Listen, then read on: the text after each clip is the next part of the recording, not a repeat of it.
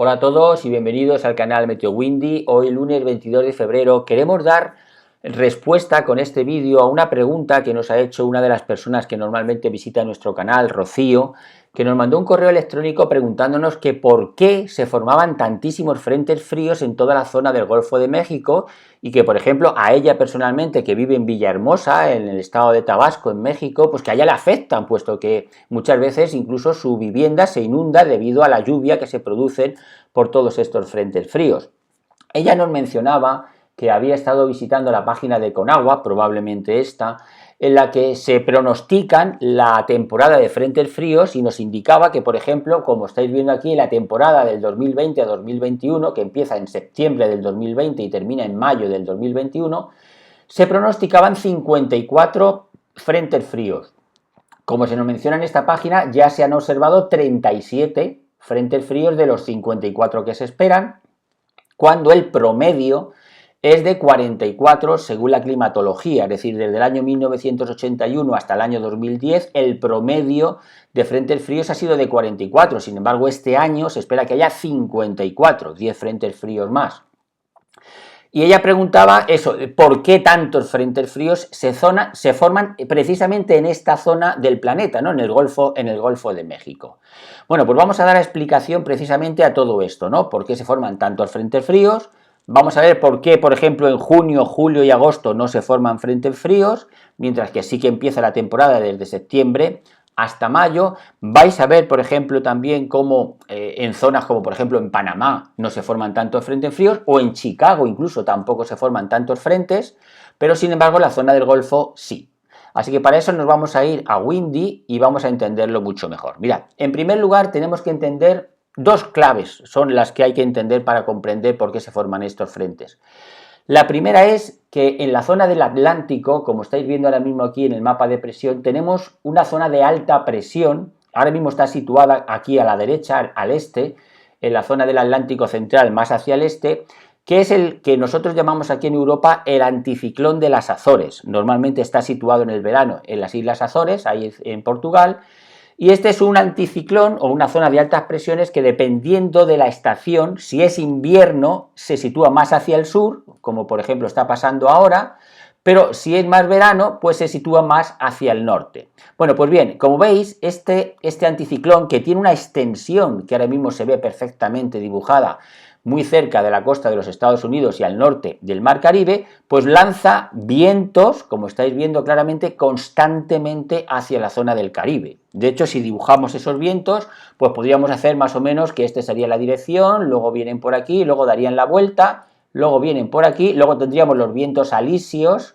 que van hacia el Ecuador, y luego veis cómo estos vientos entran claramente en la zona del Mar Caribe, y observar, que esta es la clave, como también en la zona del Golfo de México giran hacia el norte y se dirigen hacia la costa del norte del Golfo de México. Bueno, pues esta flecha es la que nos interesa ahora mismo, pero observar que esta es la circulación que normalmente hay del viento en toda esta zona del Caribe a lo largo prácticamente de todo el año, como estáis acostumbrados a verlo.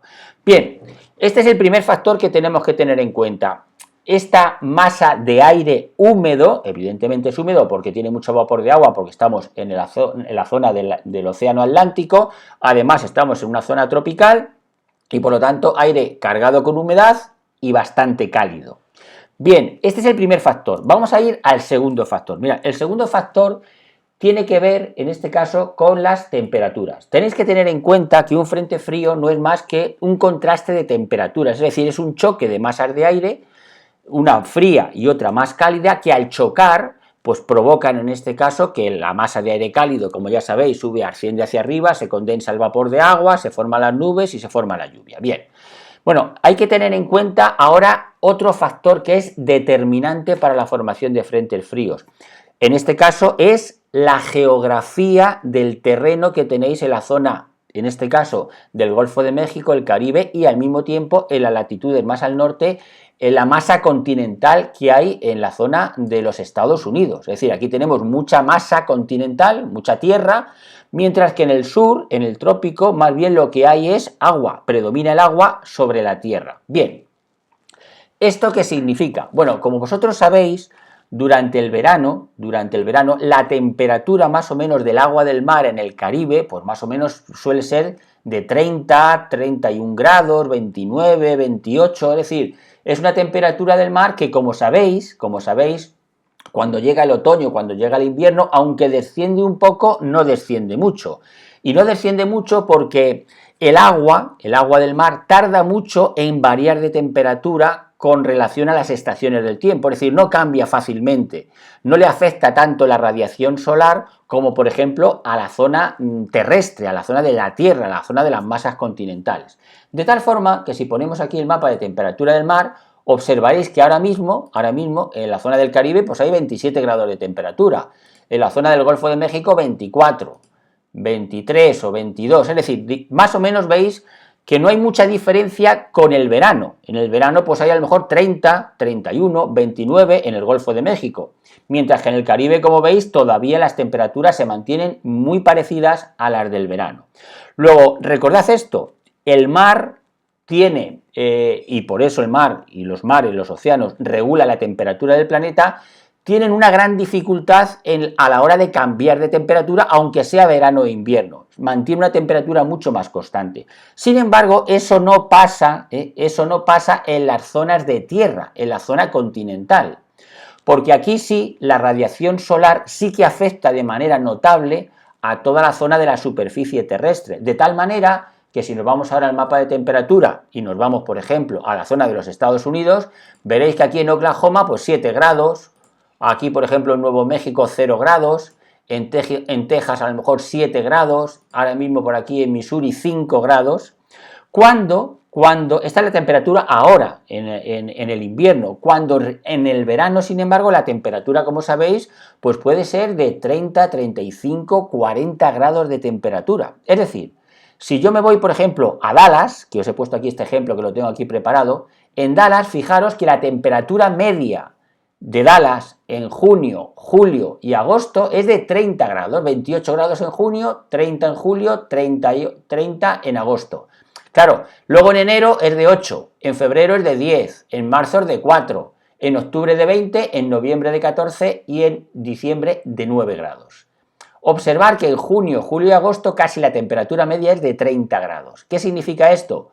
Pues que en junio, julio y agosto, toda esta zona de América del Norte, la temperatura es igual a la temperatura del Caribe. Luego no hay contraste de temperaturas, luego por lo tanto no hay frentes fríos, porque no hay un contraste entre estas masas de aire frío, en este caso, en el verano serían cálidas, y las del Caribe o las del Golfo de México. ¿Pero qué ocurre en el invierno? Pues en el invierno la radiación solar, evidentemente, como es menor en el hemisferio norte, enfría muy rápidamente la superficie del terreno. Y por lo tanto sí que hay un contraste de temperaturas entre las temperaturas de América del Norte, incluso aunque sea en el sur, con las temperaturas, por ejemplo, del Golfo de México o del Caribe, que como veis no cambia mucho la temperatura en el aire a la temperatura del mar, es más o menos la misma. Luego, por lo tanto, aquí está la clave. Cuando se enfrentan estas dos masas de aire, una, como estáis viendo aquí, más cálida y otra más fría, y se juntan, pues entonces se forman los frentes fríos. Luego, por lo tanto, podemos decir que, mirad, para que lo veáis ahora mejor, vamos a poner aquí el mapa de lluvias y vais a ver los posibles frentes fríos que vamos a tener ahora. Mirad, por ejemplo, si vamos a hoy, vais a observar cómo aquí tenemos un frente frío. Observar cómo en esta ocasión el aire frío viene desde el norte y entra dentro del Golfo de México. Entonces, al chocar con este aire más cálido, que estáis viendo claramente que viene del Atlántico y que entra en el Golfo de México por la zona de Florida, pues se forma este frente frío. Pero fijaros ahora, por ejemplo, el jueves próximo, vais a ver, es algo interesante, vamos a verlo aquí, a ver si lo podemos ver mejor, es para el viernes, aquí, muy bien. Mirad, aquí tenemos que para el viernes, día 26, vamos a tener otro frente frío, ahí lo veis, choca una masa de aire cálido, veis cómo el aire del Golfo de México entra dentro de los Estados Unidos, choca con una masa de aire frío, en este caso que viene del norte, ahí tenéis, del noreste y la del sur. Y entonces se forma este frente frío. Luego, por lo tanto, aquí hay que tener en cuenta otro detalle. Los frentes fríos siempre se van a formar por este choque de masas de aire de contraste de temperatura. Lo que ocurre es que ¿cuándo van a afectar más al Golfo de México o cuándo van a afectar más al sur de los Estados Unidos? Pues dependerá de quién tiene más intensidad o más fuerza a la hora, en este caso, de hacer esa lucha, podríamos decir, o ese contraste entre las dos masas de aire. Por ejemplo, vemos que para el próximo viernes, el que tiene dominancia, o que tiene dominio, el que tiene más fuerza, el que tiene más dominio, es el viento del sur, que entra incluso, como estáis viendo aquí, pues hasta prácticamente Arkansas, casi, o hasta Oklahoma. Es decir, entra el viento del sur, llega hasta aquí. Luego, por lo tanto, como domina este viento del sur, el frente frío se formará en esta zona, pero no va a afectar al Golfo de México.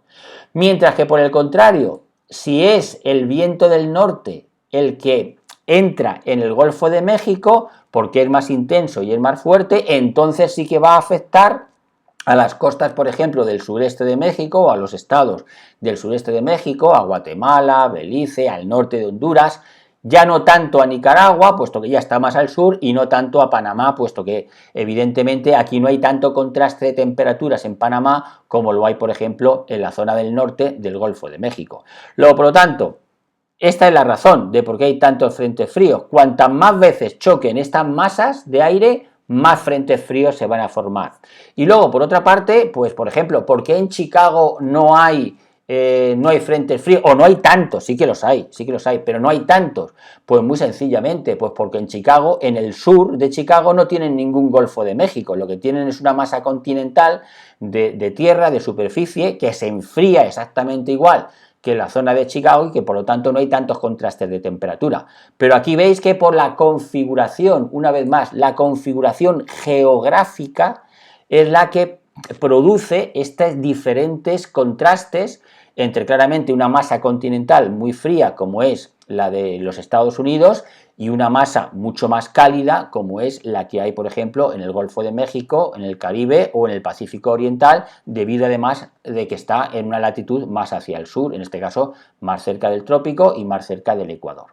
Así que esta era más o menos la explicación que queríamos daros a todos, para que vosotros podáis entender por qué se producen estos frentes fríos, y que claramente podemos decir que hay una frontera, hay una frontera que es esta línea. Esta línea podríamos decir que es la frontera donde las dos masas de aire frío o aire cálido se van a juntar, y dependiendo de cuál tenga más fuerza, pues se irá para arriba o se irá para abajo, y así afectará más al sur o más hacia el norte. Espero que os haya gustado este vídeo, y como siempre nos vemos en próximos vídeos.